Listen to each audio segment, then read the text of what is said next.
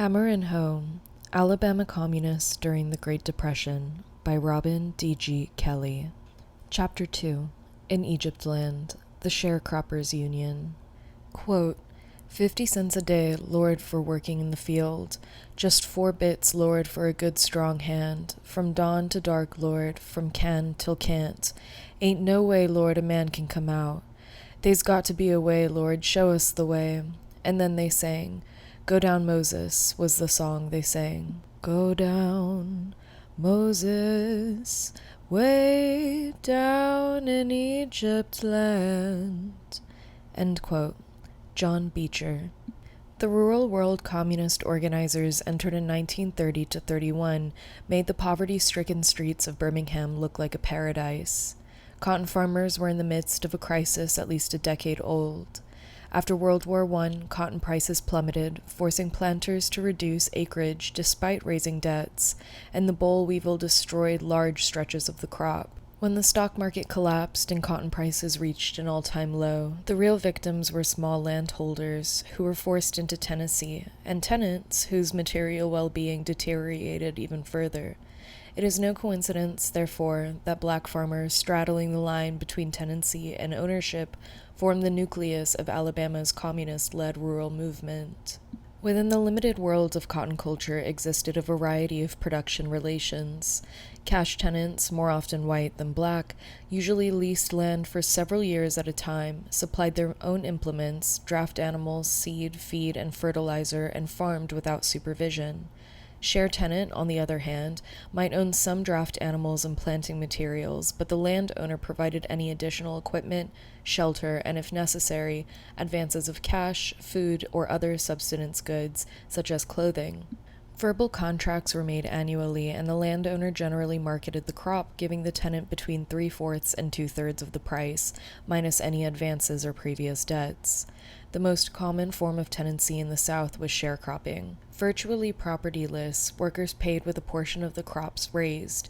Sharecroppers had little choice but to cultivate cotton, the landowner's choice of staple crops. The landowner supplied the acreage, houses, draft animals, planting materials, and nearly all subsistence necessities, including food and cash advances.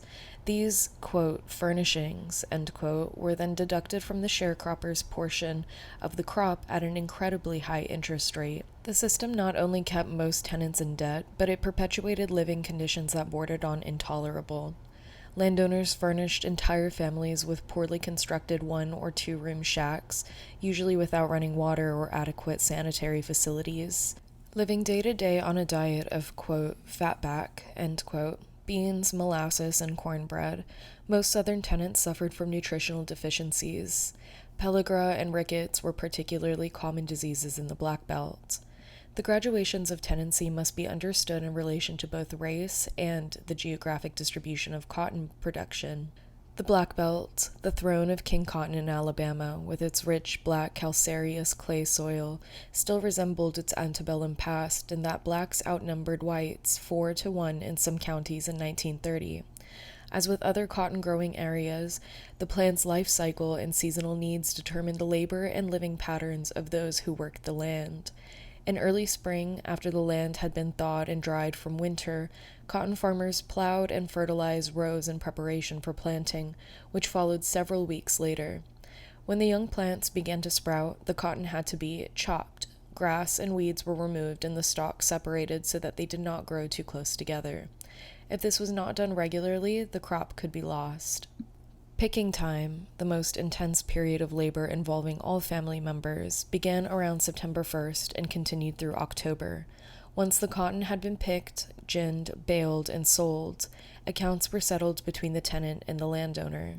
The tenants, who usually found themselves empty-handed after settling accounts, cultivated gardens to survive the winter, begged for food and cash advances, or spent several days without anything to eat. And throughout the entire year, particularly during the lean winters, tenants hauled firewood, cut hay, repaired their homes, fences, tools, and watering holes, cared for their stock, cleared trees, and removed stalks from the previous harvest. Women's lives were especially hard in the world of cotton culture.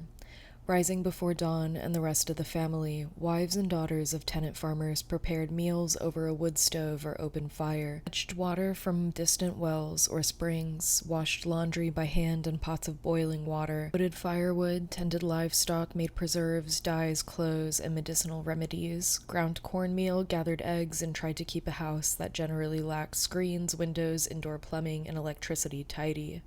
Women also worked in the fields, especially during picking and chopping time, and in the midst of physically exacting labor, they bore and raised children. Many had little choice but to take in laundry or perform domestic work for meager wages, thus tripling their workload. Women choppers and pickers generally earned half as much as their male co-workers. To make matters worse, because husbands and elder sons occasionally migrated to nearby cities or mines to find work, escape family responsibilities, or avoid persecution in one form or another, many women and children in a variety of female-headed households and extended families were left to organize production without the benefit of adult male labor. It was not unusual for a black woman to manage household finances and negotiate the year-end settlements with her landlord.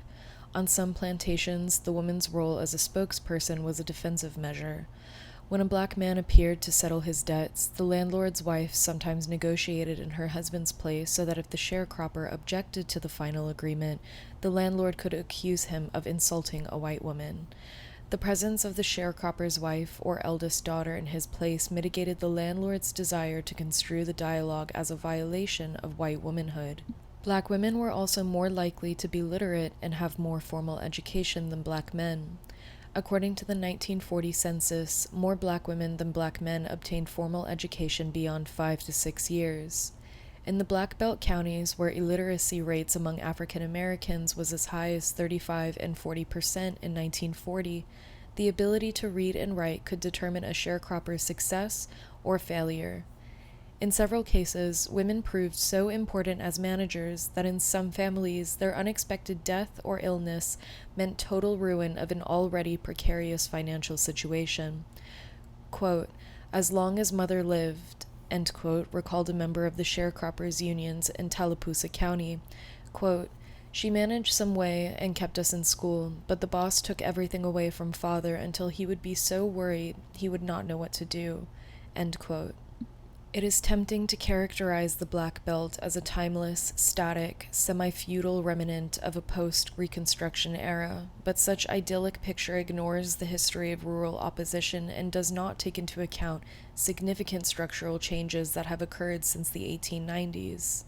Black and white populists waged a losing battle against the expansion of tenancy, and in the wake of defeat, many landless farmers resisted debt peonage with their feet. Drowning in a sea of debt, tenants often broke their contracts, leaving an unsuspecting landowner at a critical moment in the planting cycle. Given the demography of the plantation, open collective rebellion was virtually impossible. Shacks were placed near the edge of the plantation, and 2 or 3 miles often separated tenant families from one another. Therefore, more individualized forms of resistance, parentheses, theft, arson, sabotage, foot dragging, slander, and occasional outbreaks of personal violence, close parentheses, were used effectively to wrest small material gains or to retaliate against unfair landlords. Such tactics were legitimated by folk cultures that celebrated evasive and cunning activities, and, ironically, by the dominant ideology of racist paternalism that constructed an image of blacks as naturally ignorant, childlike, shiftless laborers with a strong penchant for theft. Resistance, in some ways, altered the structure of production as well as the planters' ability to make a profit. With the onset of World War I, for example, large numbers of workers left the countryside altogether to take advantage of employment opportunities in the sprawling urban centers of the North and South. Areas most affected by the exodus were forced to adopt limited forms of mechanization to make up for the dwindling labor force and rising wages. The movement off the land was accompanied by improved roads and the availability of affordable automobiles, which increased rural mobility. The number of automobiles owned and operated by Alabama farmers increased from 16,592 in 1920 to 73,634 in 1930. Smallholders and tenants who acquired vehicles were no longer beholden to the plantation commissary and could now purchase supplies at much lower prices in nearby urban centers. The revolution in transportation compelled landowners to furnish tenants in cash in lieu of credit lines at plantation commissaries and county stores in an attempt to retain rural labor in the face of competitive wages offered in the cities. But after 1929, cash was a rare commodity, and landowners resurrected the commissary system, effectively undermining their tenants' newly acquired freedom and mobility. By the time Birmingham communists established links to the Cotton Belt in early 1931, tenancy seemed on the verge of collapse. Advances of food and cash were cut off, debts were piling higher, and the city offered fewer opportunities to escape rural poverty. Subterranean forms of resistance were by no means abandoned, but groups of black farmers now saw the logic in the CP's call for collective action. The slogan demanding self-determination in the Black Belt did not inspire Birmingham's nascent communist cadre to initiate a rural-based radical movement. The 1930 draft program for Negro farmers in the southern states expressed the Central Committee's doubt as to the ability of black sharecroppers and tenants to create an autonomous radical movement, and a few months later James Allen, editor of the Southern Worker, argued that only industrial workers were capable of leading tenants and sharecroppers because the latter lacked the collective experience of industrial labor. Aside from spouting rhetorical slogans, party organizers all but ignored the Black Belt during the first year in Birmingham. Indeed, their first taste of rural organizing was in northern Alabama among a small group of white tenant farmers who had asked the TUUL for help obtaining government relief. Then, in January 1931, an uprising of some 500 sharecroppers in England, Arkansas, compelled Southern communists to take the rural poor more seriously. Birmingham party leaders immediately issued a statement exhorting Alabama farmers to follow the Arkansas example. Quote, "Call mass meetings in each township and on each large plantation. Set up farmers' relief councils at these meetings. Organize hunger marches on the towns to demand food and clothing from the supply merchants and bankers who have sucked you dry year after year. Join hands with the unemployed workers of the towns and with their organizations which are fighting the same battle for bread." End quote. The response was startling. The Southern Worker was flooded with letters from poor black Alabama farmers. A sharecropper from Waverly, Alabama, requested full information on the fight against starvation and pledged to do like Arkansas farmers with the assistance of communist organizers. A Shelby County tenant made a similar request. Quote, "We farmers in Vincent wish to know more about the Communist Party, an organization that fights for all farmers, and also to learn us how to fight for better conditions." End quote. Another farmer correspondent had already made plans to get a bunch together for a meeting, adding that poor farmers in his community were mighty close to the breaking point. In February, Angelo Herndon was sent to Wilcox County to address a group of sharecroppers who had begun meeting regularly under the leadership of a local black minister. Sensing the group's distress, he elected to stay longer than intended and began organizing a union under the auspices of the United Farmers League. But once authorities learned of his activities, he was forced to flee the county. Despite Herndon's experience, district leadership enthusiastically laid plans for a sharecroppers' and farmers' workers' union that would conceivably unite poor white farmers of northern Alabama and black tenants and sharecroppers in the Black Belt. An attempt to bring black and white farmers together in a joint conference, however, brought few results. The parties' position on social equality and equal rights alienated most poor white farmers, and within a few months, the party's white contacts in Cullman and St. Clair counties had practically dissipated. The CFWU was eventually launched in Tallapoosa County, a section of the eastern Piedmont whose varied topography ranges from the hill country of Appalachia in the north to the coastal-like plains and pine forests of the south. In 1930, almost 70% of those engaged in agriculture were either tenants or wage workers, the majority of whom were sharecroppers. Blacks comprised the bulk of the country's tenant and rural laboring population, and while they constituted roughly 1/3 of the total population, most blacks resided in the flat, fertile southeastern and southwestern sections of the county. As in the Black Belt counties further south, Antebellum planter families in those two areas retained political and economic ascendancy despite competition from the textile and sawmill interests. Not surprisingly, the impetus to build a union came from local tenant farmers living primarily in southeastern Tallapoosa County. Estelle Milner, a young school teacher and daughter of a black Tallapoosa sharecropper, was instrumental in establishing links between black farmers and communist leaders in Birmingham. She laid the groundwork for the party's activities by secretly distributing the Southern Worker and placing leaflets in strategic areas. Two brothers, Tommy and Ralph Gray, contacted the party, persuaded several local sharecroppers to send letters to the Southern Worker, and in early spring invited a communist organizer to help them build a union. The Grays were known by their neighbors as a proud family with a militant heritage. Their grandfather, Alfred Gray, had been a state legislator in Perry County, Alabama, during Reconstruction and a staunch advocate of equal rights as well as a sharp critic of the Freedmen's Bureau. He told a mixed crowd in Uniontown in 1868, quote, "I am not afraid to fight for the Constitution, and I will fight for it until hell freezes over. I may go to hell, my home is hell, but the white man shall go there with me." End quote. Ralph Gray, who had been nourished on stories of his grandfather, emerged as the fledgling movement's undisputed local leader. One of 15 children, Gray was born in Tallapoosa County in 1873 and spent about 1 year of his adult life working in Birmingham.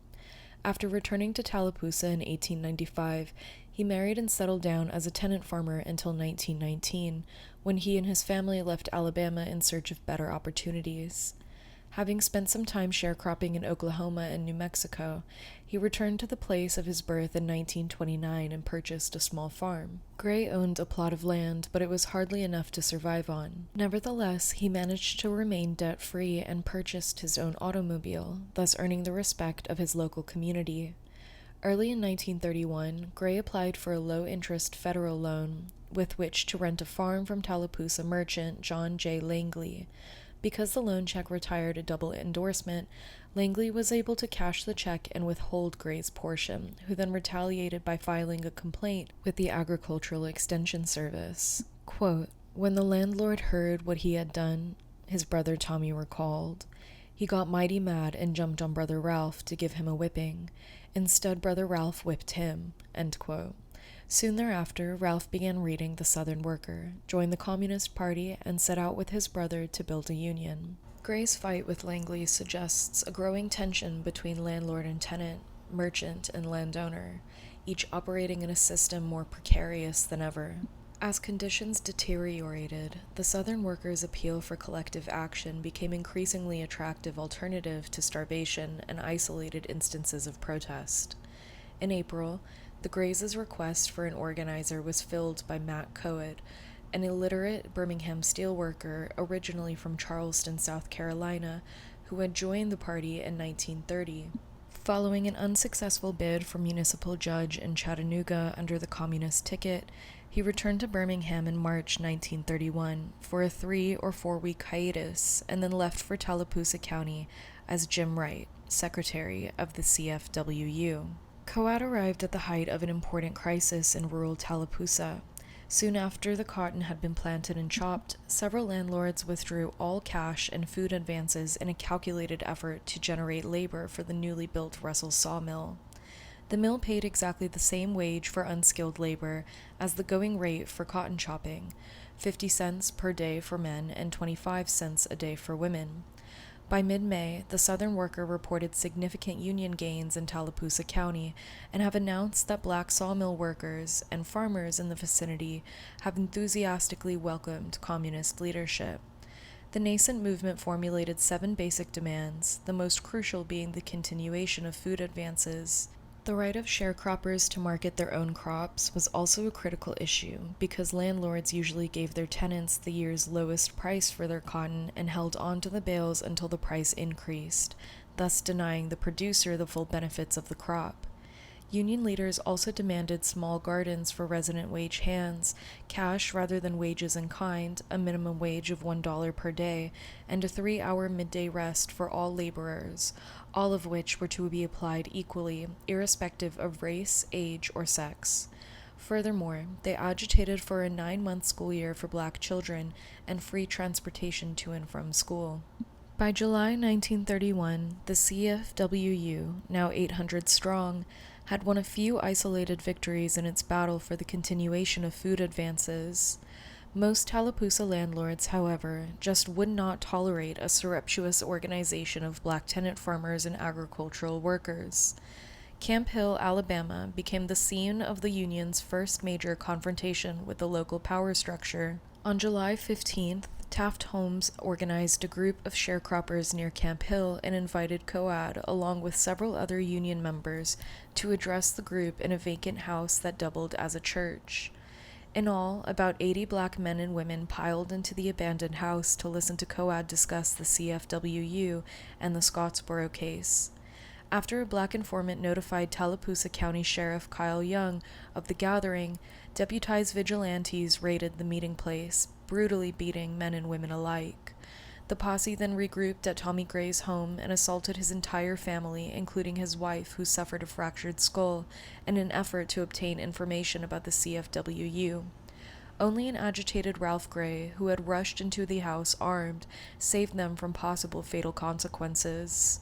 Union organizer Jasper Kennedy was arrested for possessing 20 copies of the Southern Worker, and Holmes was picked up by police the following day, interrogated for several hours, and upon release, fled to Chattanooga. Despite the violence, about 150 sharecroppers met with Coad the following evening in a vacant house southwest of Camp Hill. This time, sentries were posted around the meeting place. When Sheriff Young arrived on the scene with Camp Hill Police Chief J.M. Wilson and Deputy A.J. Thompson, he found Ralph Gray standing guard about a quarter mile from the meeting. Although accounts differ as to the sequence of events, both Gray and the sheriff traded harsh words and in the heat of the argument exchanged buckshot. Young, who received gunshot wounds to the stomach, was rushed to the hospital in nearby Alexander City, while Gray lay on the side of the road, his legs riddled with bullets. Fellow Union members carried Gray to his home where the group, including Matt Coad, barricaded themselves inside the house. The group held off a posse led by Police Chief J.M. Wilson long enough to allow most members to escape, but the wounded Ralph Gray opted to remain in his home until the end. The posse returned with reinforcements and found Gray lying in his bed and his family huddled in a corner. According to his brother, someone in the group poked a pistol into Brother Ralph's mouth and shot down his throat. The mob burned his home to the ground and dumped his body on the steps of the Dadeville courthouse. The mangled and lifeless leader became an example for other black sharecroppers as groups of armed whites took turns shooting and kicking the bloody corpse of Ralph Gray. Over the next few days, between 34 and 55 black men were arrested near Camp Hill, 9 of whom were under 18 years of age.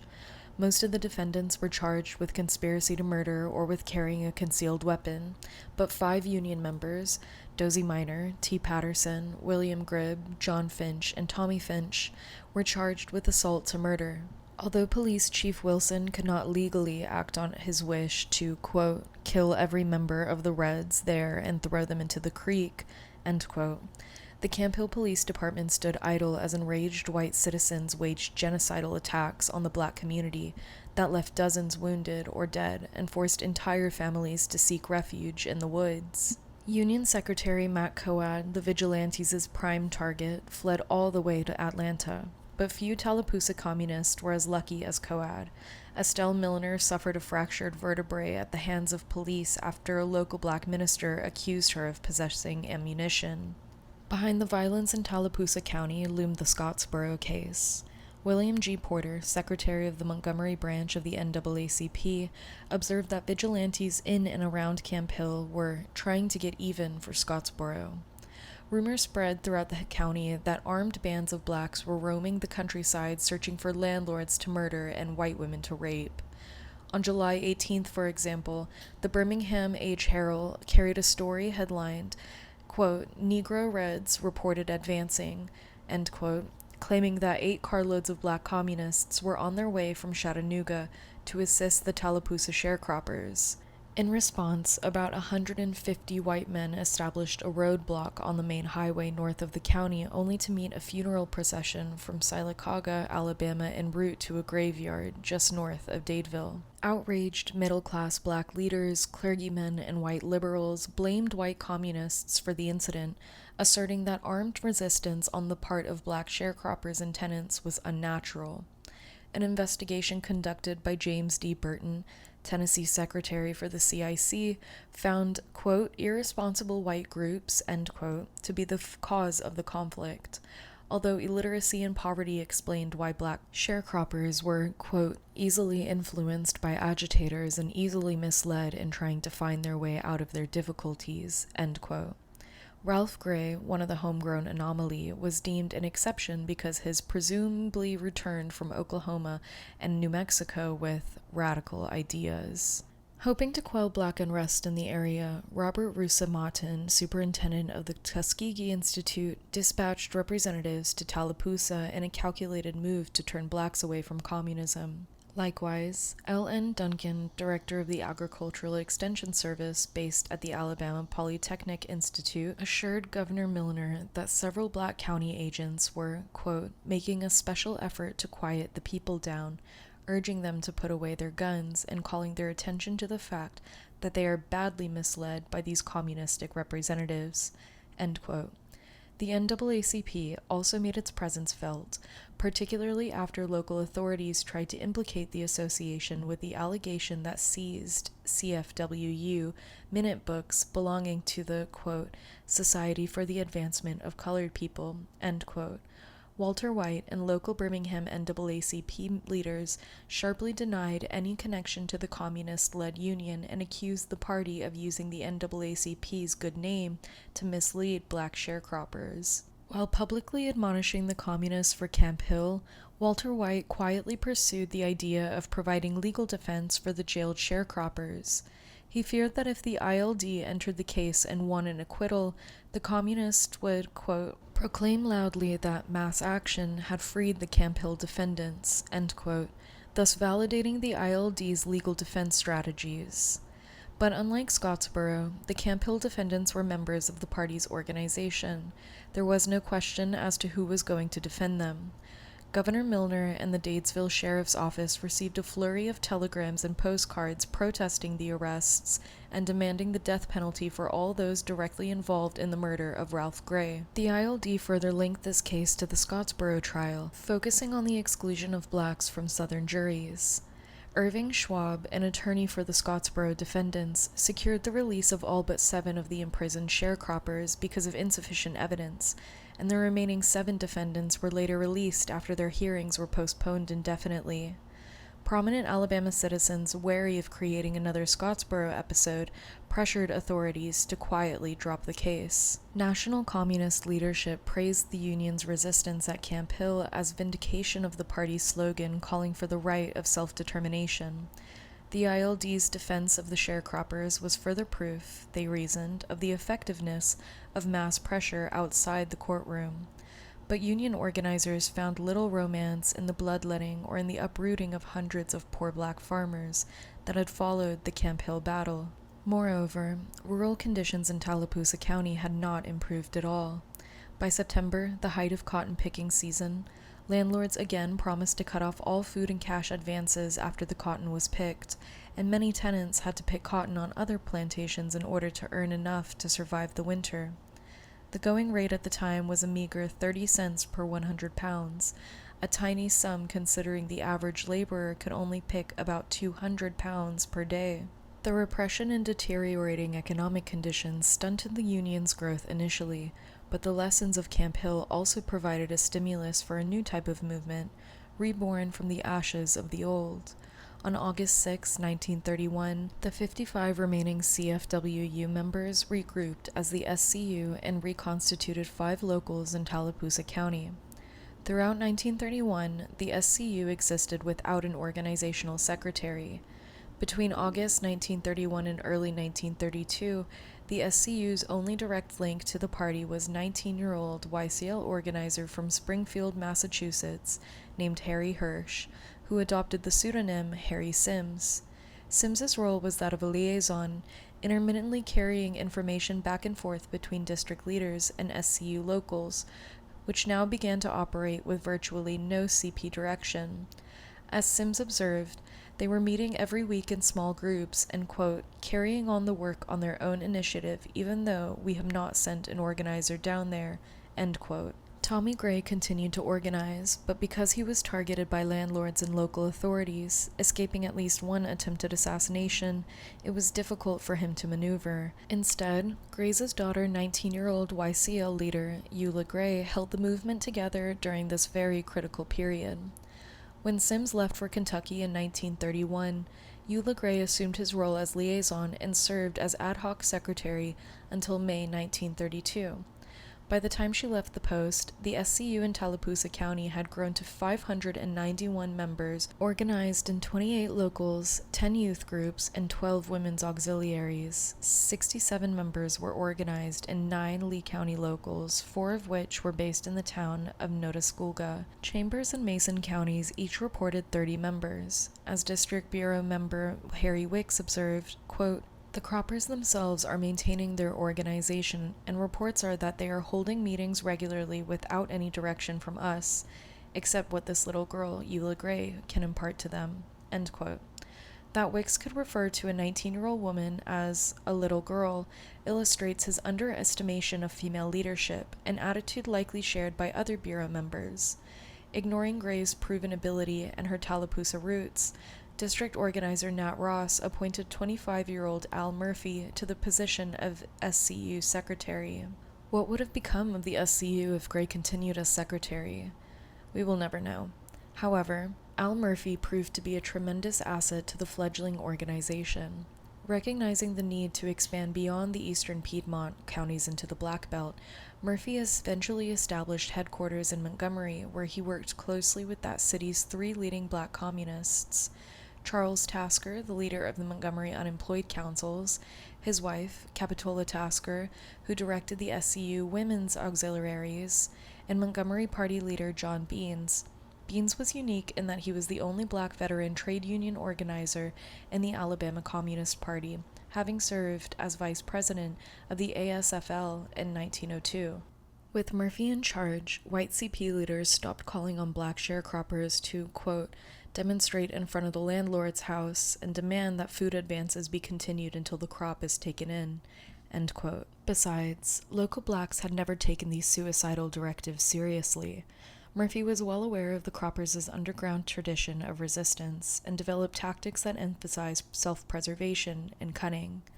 No meetings were to be held in empty houses. SCU members were not to walk in large crowds, and they were not to engage in armed action without notifying Murphy, unless, of course, it could not be avoided. Everything from their actions to their demeanor drew on subterranean forms of everyday resistance. Ned Cobb, a small landowner from Tallapoosa County who joined the SCU in 1932, was told, quote, to act humble, be straight, his teaching to not go at a thing too rapid and forcible, be quiet, whatever we do, let it work in a way of virtue, end quote. Yet Murphy's instructions to act humble did not mean abandoning armed self-defense. Members such as Lemon Johnson, former secretary of the Hope Hull Local, believed armed self-defense distinguished the SCU from other organizations. His own experience informed him that, quote, the only thing going to stop them from killing you got to go shooting, end quote. When Harry Haywood attended an SCU meeting in Dadeville, he was taken aback by what he described as, quote, a small arsenal. There were guns, he recalled, of all kinds, shotguns, rifles, and pistols.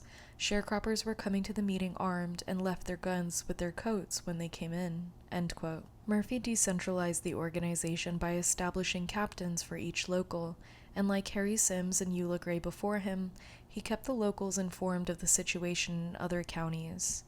Dues were collected when possible, but most of the funds, never amounting to more than a few cents, were in the hands of the captains. They tended to the day-to-day organizing of the union, the women's auxiliaries, and the youth sections, and those who could write were responsible for sending articles to the party's press detailing conditions in their respective areas. Murphy warned the captains against becoming tyrannical or egocentric with their power. Quote, No captain is to act as a boss of his local, he frequently advised. Weekly meetings were supposed to be held, always in an absolute secrecy to avoid police raids or vigilante attacks. Minutes were rarely kept because of the potential danger of keeping written records, not to mention the problem of literacy in the Black Belt. Union locals often cloaked their intentions by holding Bible meetings, and some secretaries recording the minutes by underlining pertinent words or phrases in the Bible. Black women's contribution to the SCU rarely appeared in the pages of the party press, in part because of their strong presence countered an essentially male-centered version of radicalism generated by communist writers and national leaders, most of whom had never worked in the South. Indeed, the party's advocacy of black self-determination conjured up masculine historical figures such as Toussaint Louverture, Frederick Douglass, and Nat Turner, and writers like Eugene Gordon and V.J. Jerome portrayed the movement as a struggle for manhood.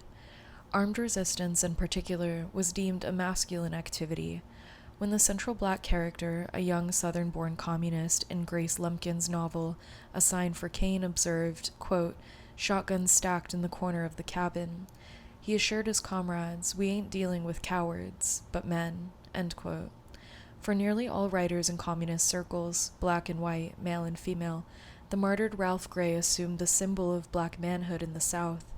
Radical poet Ruby Weems published a moving account of the, quote, "murder of Ralph Gray," end quote, the final stanza closing the episode with a great climactic vision. His muscles swelling into a mighty challenge, mount into a vision of 1,000,000 clenched fists.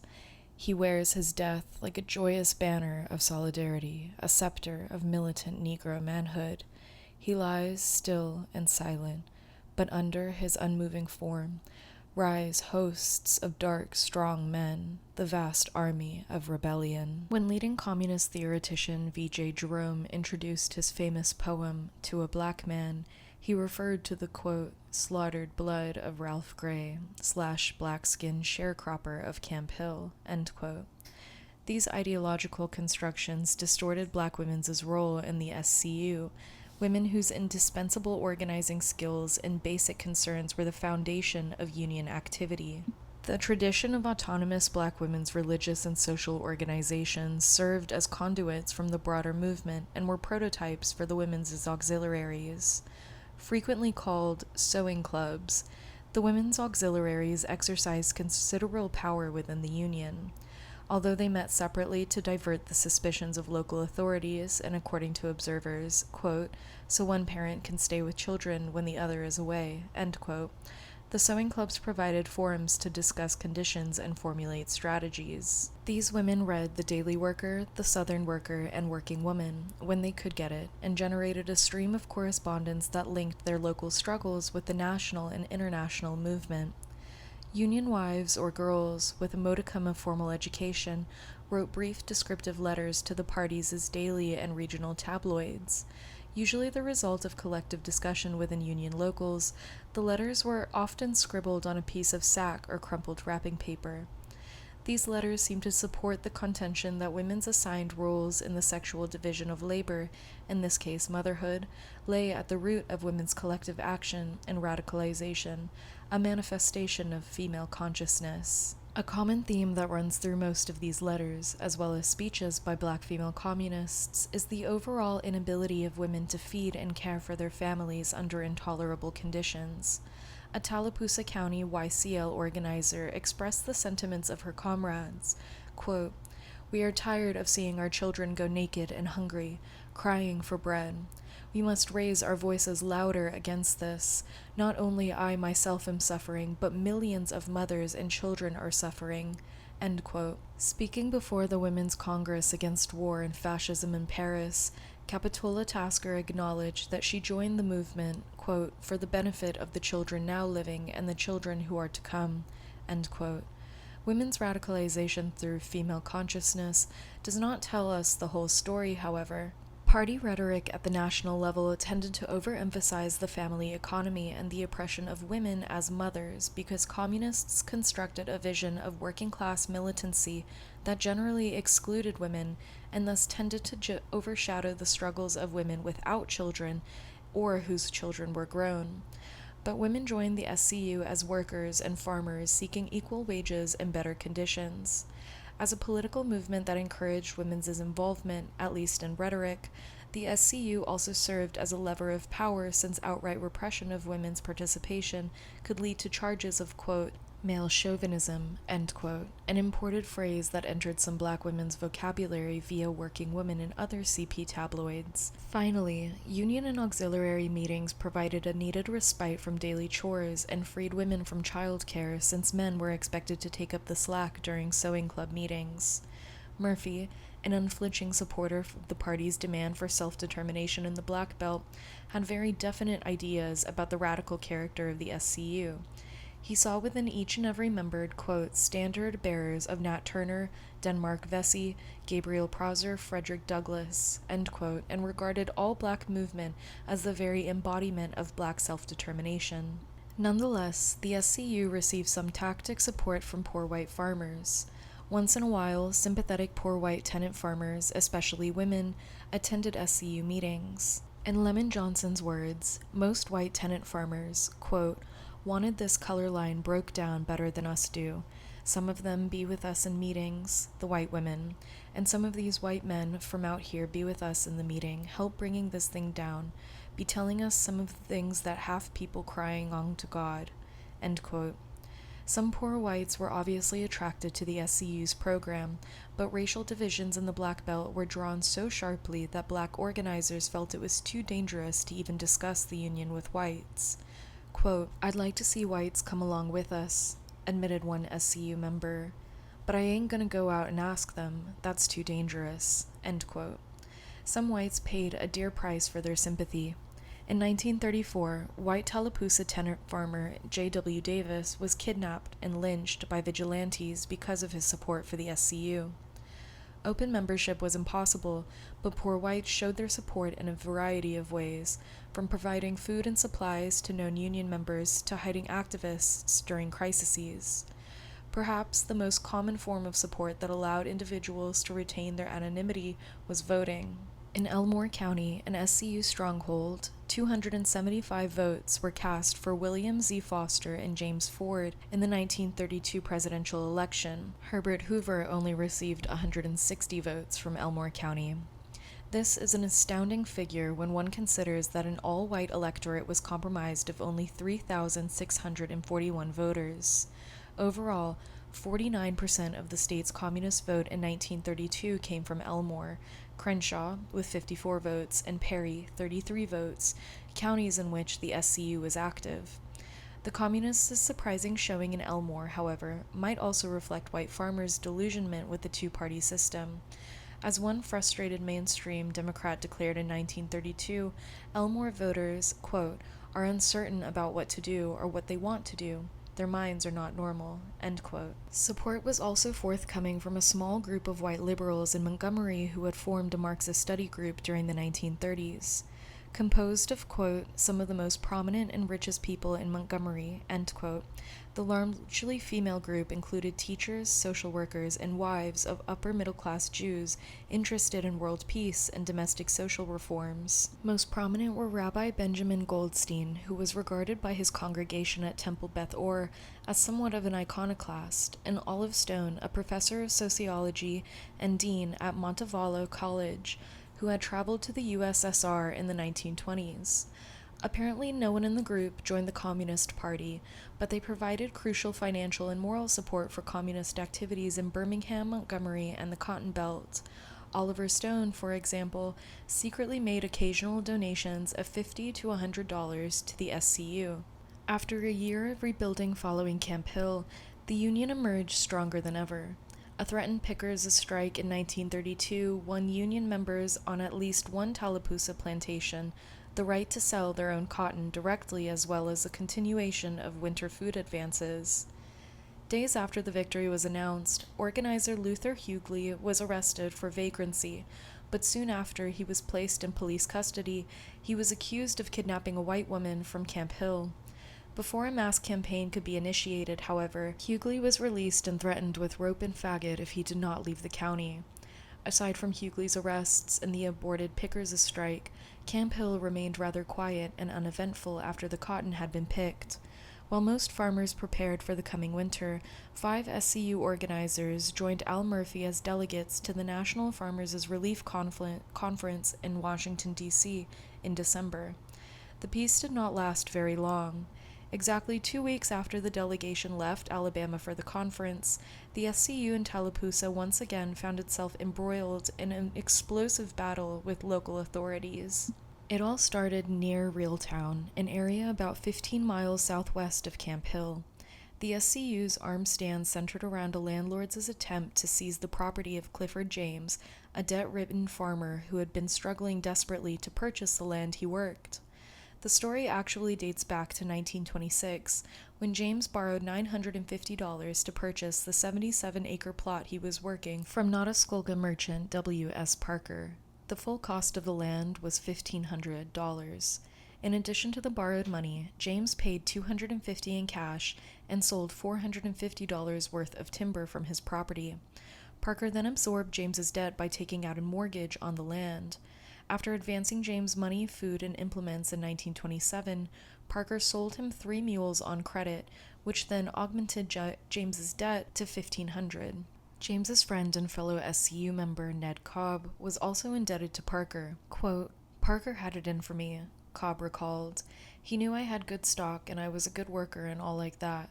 He just aimed to use his power to break me down. He'd been doing to people that way before then." End quote. When the SCU reorganized in Tallapoosa County, its approach to debt peonage attracted James and hundreds of other black farmers. As a result of debates within the Communist Party's National Negro Commission, the SCU added to its core program the abolition of all debts owed by poor farmers and tenants, as well as interest charged on necessary items such as food, clothes, and seed. The SCU's solution to indebtedness had appealed to so many black tenants and small landowners that even W.S. Parker felt the union's policies damaged relations between him and his tenants. Quote, "The reaction among James and several other Negroes," Parker admitted, who before had shown a spirit of cooperation to the mentioning of foreclosures, seemed to point conclusively that there was some sort of sinister influence at work among them. End quote. James threw himself into the movement, becoming a communist and a leader of an SCU local that included farmers from Reeltown and Lee County. Parker blamed this sinister influence for his inability to reach an agreement with James concerning his debts. Unable to come to terms, Parker asked Deputy Sheriff Cliff Elder to serve a writ of attachment on James's livestock. When Elder arrived on December 19, 1932, about 15 armed SCU members were already standing outside James's home, prepared to resist or avert the seizure. Although the group challenged established property rights by protecting James's right to retain his livestock, in contravention of the law, they tried to avoid a gun battle. Their collective stand differed from the individualized practice of hiding vulnerable items, but first the stages of confrontation remained nearly within the traditional boundaries of rural paternalism. Ned Cobb humbly pleaded with Elder, quote, "Please, sir, don't take it. Go to the ones that authorized you to take his stuff, if you please, sir, and tell them to give him a chance. He'll work to pay what he owes 'em." End quote. When Elder and his black assistant officer attempted to seize the animals, humility seized. James and Cobb warned them against taking the animals, and Elder interpreted their warnings as death threats. Fearing for his life, he left James's farm, promising to return to, quote, "kill you slurs in a pile," end quote. Elder returned a few hours later with 3 reinforcements: Chief Deputy Dowdell Ware, a former Sheriff J.M. Gaunt, and a local landlord named J.H. Alfred.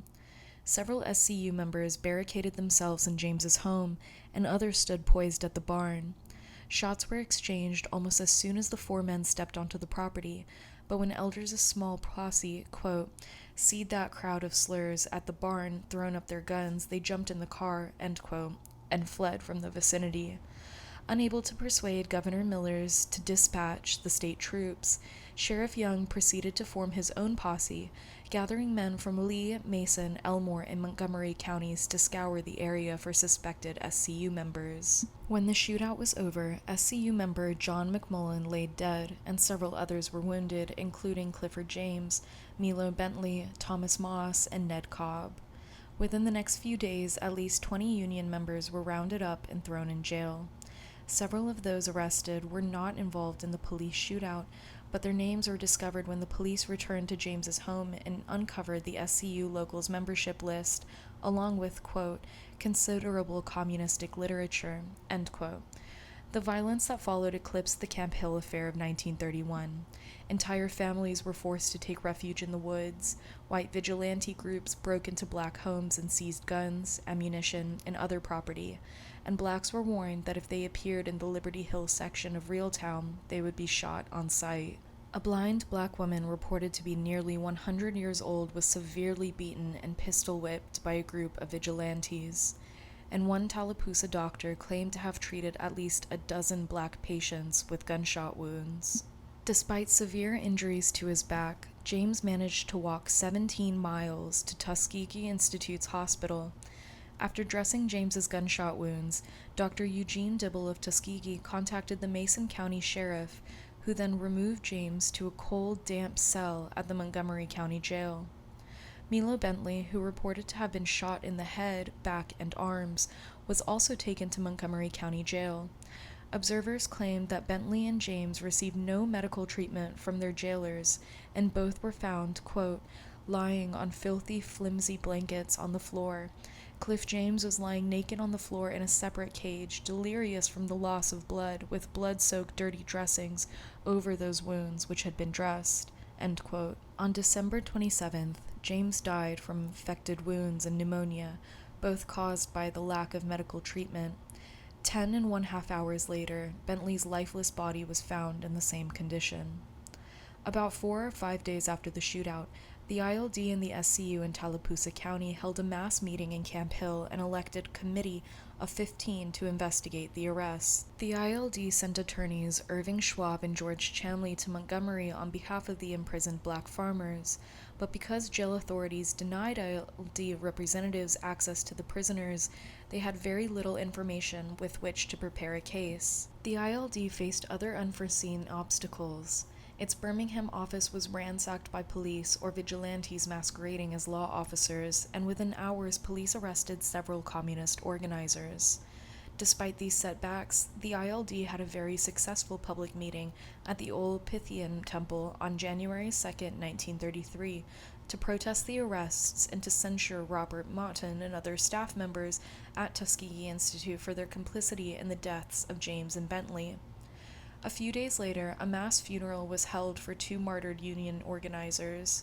Pallbearers carrying 2 caskets draped with banners emblazoned with deep red hammer and sickles led a procession of 3,000 people, most of whom were black. The mourners marched 6 miles through Birmingham to Grace Hill Cemetery on the southern side of the city, cordoned by an additional 1,000 people who crowded the sidewalks along the route of the procession. As more detailed accounts of the shootout reached the press, Tuskegee Institute increasingly became a target of criticism.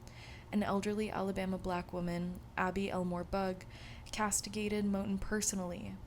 Quote, "Now if you love your neighbor as yourself," she asked, "why did you not protect those 2 wounded Negro farmers? Why did you let them die?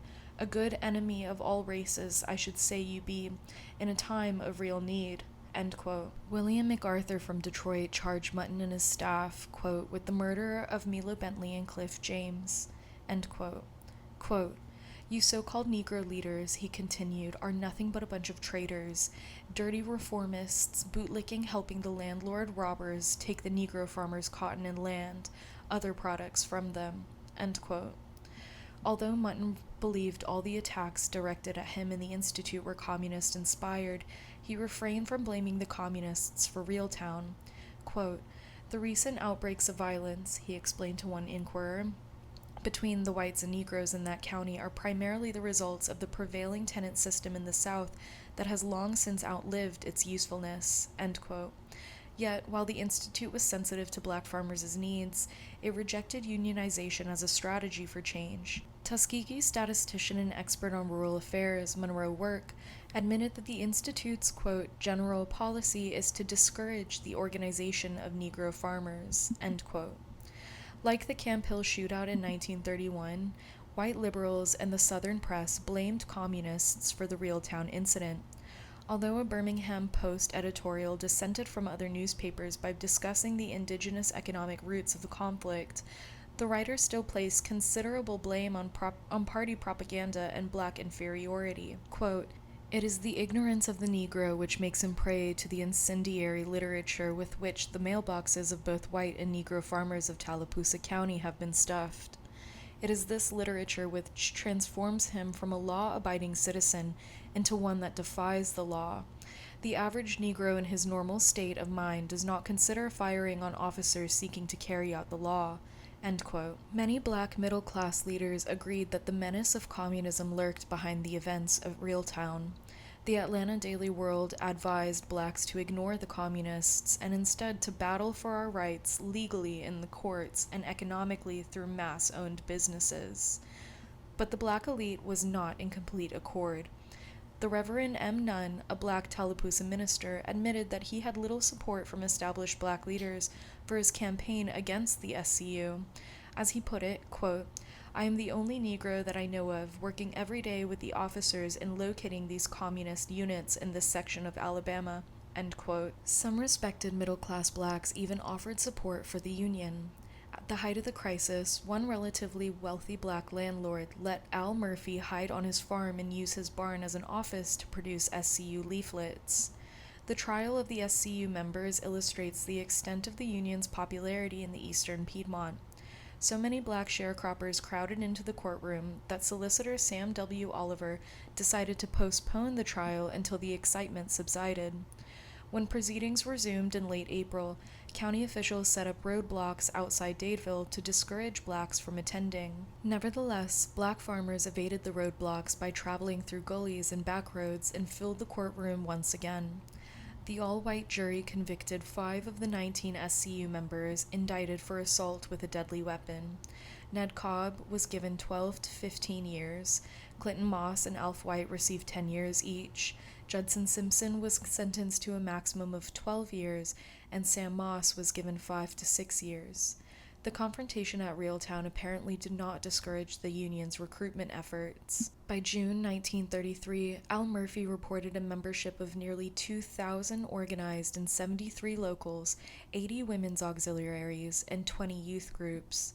New locals were formed in Dale and Randolph counties and in the border town of West Point, Georgia. The Communists also established 5 additional rural party units, each composed of 30 to 35 members. In other parts of the rural South, those who stood their ground at Reeltown were celebrated in rural folklore, as exemplified in the following verses, composed just a few months after the incidents and sung by sharecroppers in Rock Hill, South Carolina. "What you gwine do, slur, with de power dat's in yo' arm? Get wipin' yo' eye tear, till de strength is dead and gone. Bow down on yo' knees, till Turkey Buzzard get through wid you. What you gwine do, slur, ain't nothin' lak what ya said. Do lak Alabamy boys and win, or be found dead." National Communist leaders regarded the SCU as the finest contemporary example of black revolutionary traditions. The apparent militancy of the burgeoning movement was the proof communist theoreticians needed to justify the slogan demanding self-determination in the Black Belt. But the Union's rank and file, who had little time to theorize about the changes taking place in the rural South, found little to celebrate. Black farmers were organizing primarily for their own survival and for a greater share in the decaying system of cotton tenancy. They might have won the battle to exist, but by the late 1933, the SCU faced an additional set of problems when the federal government decided to intervene in the production process. Congress and President Roosevelt attempted to reinvigorate the country's dying cotton economy with the AAA. Conceived in 1933 as an emergency measure, the AAA was supposed to increase the purchasing power of land-owning farmers by subsidizing acreage reduction. A year later, the Cotton Control Act and the Gin Tax Act both sponsored by Alabama Senator John Bankhead, made cotton reduction programs compulsory and added a mandatory tax on the ginning of all cotton above the specified quota. Southern sharecroppers were supposed to receive 1/9 of the 1934 to 1935 benefit checks, but in most cases they received nothing, since local planters controlled distribution of parity payments. Moreover, landlords used the Gin Tax Act as a lever to obtain their tenants' cotton. In order to gin cotton without paying the tax, tenants had to obtain gin certificates from their landlords or from local planter-dominated AAA boards.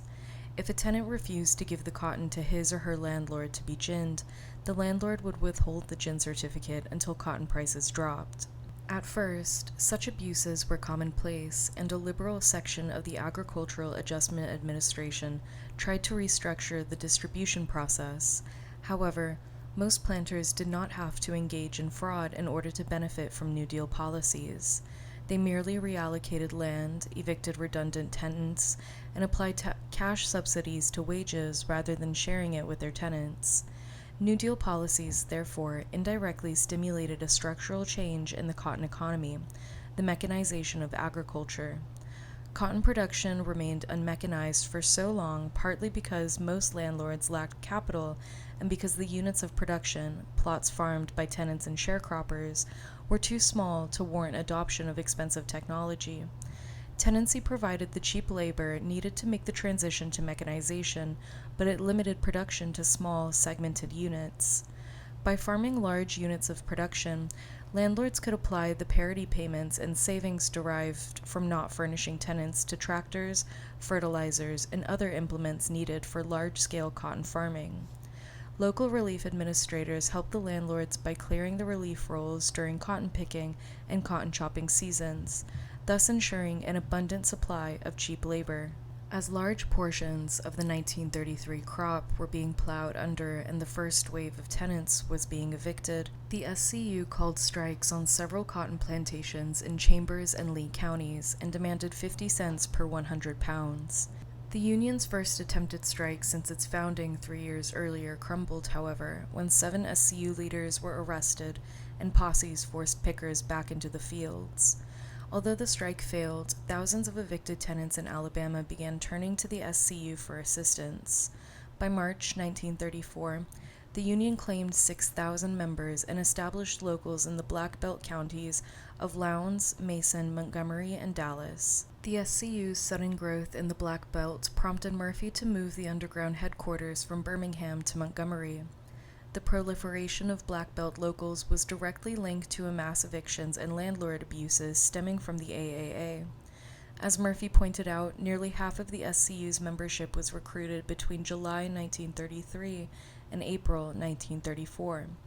According to one SCU leader in Camp Hill, because of the AAA, the Union, quote, is taking on new life. The SCU in places where it has been slack is beginning to wake up, and people don't wait for the comrades to come as they used to, end quote. The SCU adopted a variety of methods to deal with landlords' abuses of the parity program. First, because hundreds of evicted tenants and sharecroppers were simultaneously removed from relief rolls and CWA projects so that cheap wage labor would be available for cotton chopping, union organizers fought for immediate relief and tried to persuade federal authorities to investigate local CWA administrators. In February 1934, a group of black women organized a committee of action, marched down to the CWA office in Camp Hill, and eventually won partial demands for relief.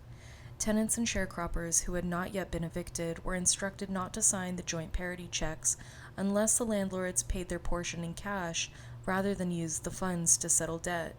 SCU members often refused to give up their rental share of cotton unless they received their portions of the AAA check. The Union also convinced some day laborers and cotton pickers to boycott plantations that were considered, quote, vicious in their treatment of tenants and sharecroppers, end quote.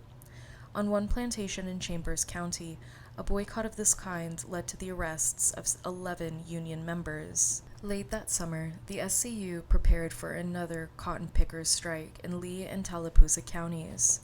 With a demand of $1 per 100 pounds, the strike started in mid-September on B.W. Meadows Plantation in Tallapoosa County and soon spread to several large plantations in both counties, involving between 700 and 1,000 pickers. The landlords' first response was to evict the strikers, but because it was the height of cotton picking season, planters needed all available labor.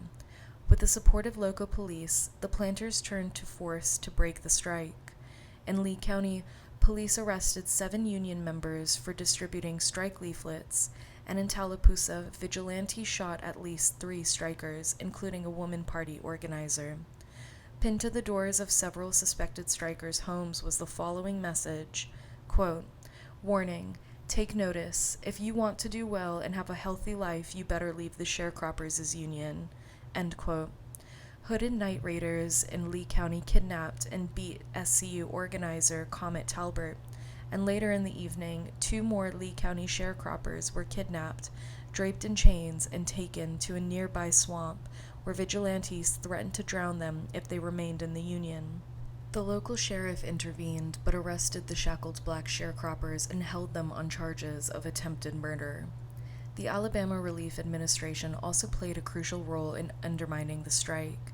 As soon as the SCU announced plans for a cotton pickers' strike, Thad Holt, director of State Relief Administration, dropped from the relief rolls all able-bodied workers who did not volunteer to pick cotton for wages. Even the state reemployment agency in Birmingham relocated several people with farm experience to cotton fields. In spite of repression, mass evictions, and the expanded pool of cheap labor, the SCU claimed some substantial victories. On most of plantations affected, the Union won at least 75 cents per 100 pounds, and in areas not affected by the strike, landlords reportedly increased wages from 35 cents per 100 pounds to 50 cents or more in order to avert the spread of the strike. On Howard Graves's plantation, located on the border of Lee and Tallapoosa counties, Union members not only won the sought-after $1 per 100 pounds, but they forced Graves to raise monthly credit allowances from $10 to $15.